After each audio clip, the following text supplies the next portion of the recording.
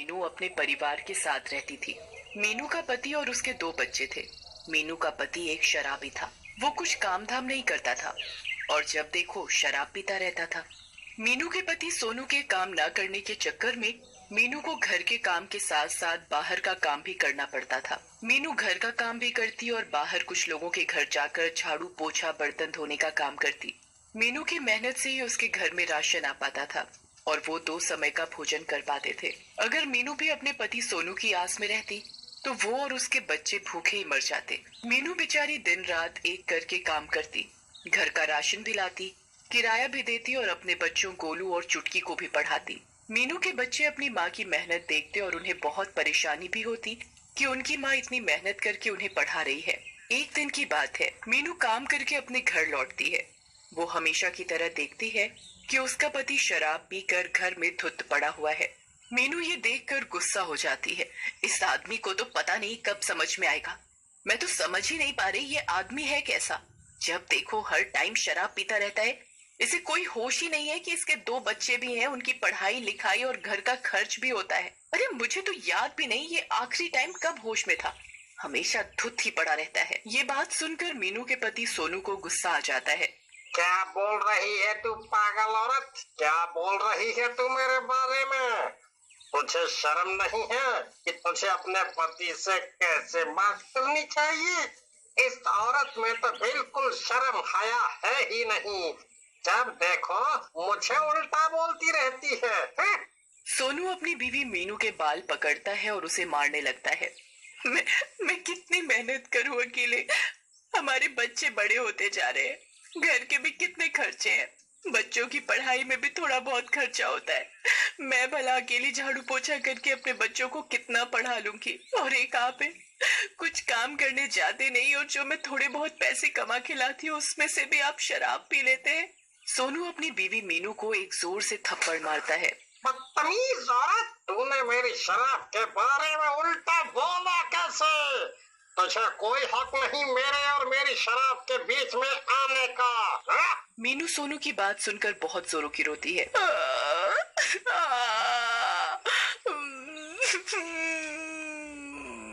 और ये सारा दृश्य मीनू और सोनू के बच्चे चुटकी और गोलू चुपचाप एक कोने में खड़े देख रहे होते हैं। बच्चों, मैं तुम्हारी पढ़ाई के लिए दिन रात मेहनत करती हूँ। मैं नहीं चाहती मेरे बच्चे अनपढ़ रहे या बड़े होकर मेरी तरह दुनिया के घरों में झाड़ू पोछा करे। मैं चाहती हूँ तुम पढ़ाई में बहुत मेहनत करो और फर्स्ट आओ। हाँ माँ, हम दोनों आपके काम पर जाने के बाद भी बहुत मेहनत और लगन से पढ़ाई करते हैं। हम दोनों भाई बहन एक दिन बड़े अफसर बनेंगे, आप देखना। हाँ माँ, भैया बिल्कुल ठीक कह रहे हैं। और हाँ माँ, मैं अपने पापा जैसा बिल्कुल भी नहीं बनना चाहता। हम देखते हैं हमारी माँ हमारे लिए कितनी मेहनत करके पैसे जोड़कर पढ़ाती है। ये बात सुनकर मीनू की आंखों में आंसू आ जाते हैं और वो अपने दोनों बच्चों को गले से लगा लेती है और उन्हें बहुत प्यार करती है। देखते ही देखते कुछ दिनों बाद ही मॉनसून का सीजन आ जाता है। आए दिन मुंबई में दिन रात बारिश होती, आंधी तूफान आता। लगातार बारिश होने के कारण मीनू काम पर भी नहीं जा पा रही थी। मुंबई में चारों तरफ पानी भरा हुआ था। मीनू ये देखकर बहुत डर गई थी। आखिर मुंबई में चारों तरफ हाई अलर्ट जो लगा दिया गया था। ये बारिश रुकने का नाम ही नहीं ले रही है। मुझे काम पर भी जाना है। 2-3 दिन से मैं बारिश के चक्कर में काम पर नहीं जा पा रही हूँ। महीने के आखिरी के कुछ दिन बचे हैं। घर में 1 या 2 दिन का राशन बचा हुआ है। अगर ये बारिश ऐसे ही चलती रही और राशन भी खत्म हो गया तो हम क्या खाएंगे? माँ, आप चिंता मत करो, बारिश जल्दी ही थम जाएगी। पर गोलू के बोलने जैसा कुछ भी नहीं हुआ। मुंबई की बारिश थमने का नाम ही नहीं ले रही थी और मेघ और जोर से गरजने लगे और देखते ही देखते मीनू के घर के अंदर पानी घुसने लगा। मीनू बेचारी अपने बच्चों के साथ लगकर घर से लगातार पानी बाहर निकालती। मीनू के दोनों बच्चे भी उसकी मदद करते। देखते ही देखते बारिश नहीं रुकती और मीनू के घर पर जो 2 दिन का राशन था वो भी खत्म हो जाता है। बच्चों, हमारे घर का राशन खत्म हो गया है। हमारे घर में अब खाने के लिए कुछ भी नहीं है। हम अब क्या खाएंगे? माँ, आप रोती क्यों हो? जो आपने हमारी पढ़ाई के पैसे जोड़ कर रखे थे ट्यूशन के, आप उसका राशन ले आओ। कोई नहीं, हम घर पर ही पढ़ाई कर लेंगे और डबल मेहनत करके पढ़ेंगे। आप ट्यूशन वाले पैसे खर्च कर लो। हाँ बेटा, अब हमारे पास एक वही आखिरी तरीका है। मीनू राशन लेने के लिए संदूक खोलती है और देखती है कि वो ट्यूशन वाले पैसे उसके शराबी पति सोनू ने चुरा लिए हैं और वो उनकी भी शराब पी गया है। मीनू ये देख बहुत परेशान हो जाती है और वो बहुत जोर जोर से रोने लगती है। अब मैं क्या करूं? इस आदमी ने तो मेरी जिंदगी खराब कर रखी है। मीनू के रोने की आवाज सुनकर उसके दोनों बच्चे उसके पास भाग कर आते हैं। क्या हुआ माँ, आप इतनी जोर जोर से क्यों रो रही हो?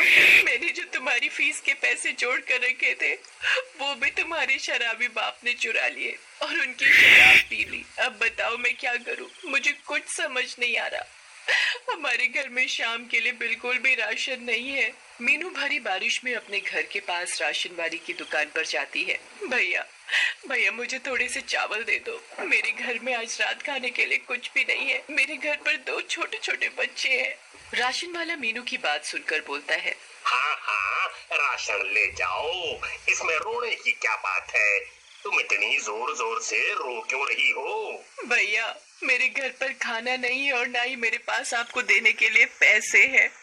मुझे थोड़ा सा राशन उधार में दे दो, मेरे बच्चे भूखे हैं। मीनू की ये बात सुनकर राशन वाले को गुस्सा आ जाता है। वो चिल्लाता है, बड़ी पागल औरत, बिना पैसे के भला कौन तुझे राशन देगा? तुझे पता नहीं है मुंबई में अभी कितनी बारिश हो रही है? पीछे से वैसे ही बारिश के कारण माल नहीं आ रहा, सब रेट महंगे हो गए हैं, ऊपर से तू आ गई फ्री में राशन लेने। अरे चल भाग यहाँ से। राशन वाला मीनू के साथ बहुत दुर्व्यवहार करता है। मीनू उसकी दुकान से रोते रोते बारिश में मन बनाती है कि उसे 10 किलोमीटर दूर मुंबई की पानी से भरी गलियों से पैदल चलकर अपनी मालकिन के पास जाना ही पड़ेगा। बेचारी मीनू की आत्मा भी तो एक माँ की थी। वो रोते रोते धीरे धीरे कदम बढ़ाते बढ़ाते बारिश में अपनी मालकिन के घर पहुंच जाती है। मीनू की मालकिन मीनू को इतनी बारिश में देखकर हैरान हो जाती है। अरे मीनू, तुम यहाँ कैसे? इतनी बारिश हो रही है और तुम इतनी दूर क्या करने आई हो? मीनू रोते रोते अपनी मालकिन को सारी बात बताती है। मीनू की मालकिन को मीनू के पति के ऊपर बहुत गुस्सा आता है। वो मीनू को उसके काम करने के पैसे दे देती है और साथ ही साथ 1 महीने की तनख्वाह फालतू देती है। ये लो मीनू, तुम चिंता मत करो, मुझसे जितनी कोशिश हो सकेगी मैं तुम्हारे लिए उतना करूंगी। तुम रो मत, और अगर आगे भी कोई बात हो तो तुम मुझे बेझिझक बता देना। मीनू अपनी मालकिन का साफ दिल देखकर उनके पैर छूती है। मालकिन, आज अपना होती तो मेरे बच्चे